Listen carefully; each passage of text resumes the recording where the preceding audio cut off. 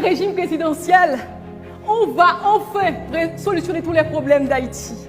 Et si après avoir fini de changer le régime, la situation d'Haïti reste changée, il faut à nouveau changer le régime. Le changer encore et encore. Mais maintenant, c'est le régime présidentiel. Le régime adopté par les États-Unis d'Amérique. Un pays qui a fait la hiérarchisation, la catégorisation même de ses électeurs. Grand, petit. Avec le régime présidentiel, Haïti, elle aussi, va devenir l'une des plus grandes puissances économiques mondiales. Mais revenons enfin sur terre.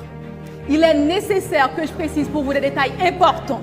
Plusieurs pays comme Gambie, Mozambique, Libéria, Burundi, Soudan du Sud, République centrafricaine font partie des 10 pays les plus pauvres du monde, selon le classement 2019 de produit intérieur brut. Ils ont également un régime présidentiel. Dans cette même liste figurent Mozambique, Burundi.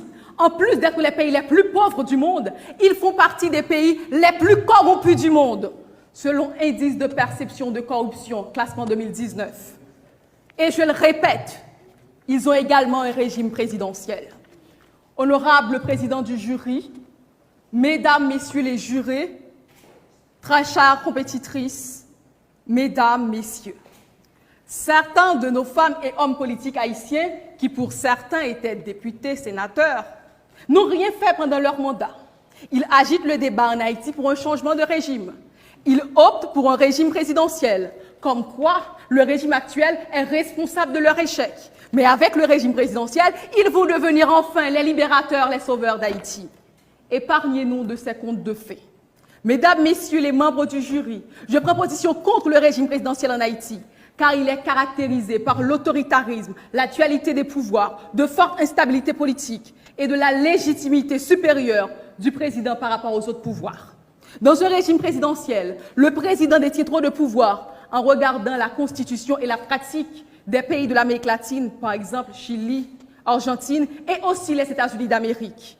Dans un régime présidentiel, le président peut nommer, révoquer les secrétaires et a autorité sur eux, ce qui rend le gouvernement inefficace et cause du rythme et pose problème pour le renouvellement des chefs et les membres. Mesdames, messieurs les membres du jury, dans un régime présidentiel, le président est à la fois le chef de l'État et le chef du gouvernement. Sa responsabilité ne peut être mise en cause par aucun pouvoir, par aucune assemblée. Mesdames, messieurs, il dirige comme il le veut, sans se soucier de respecter les droits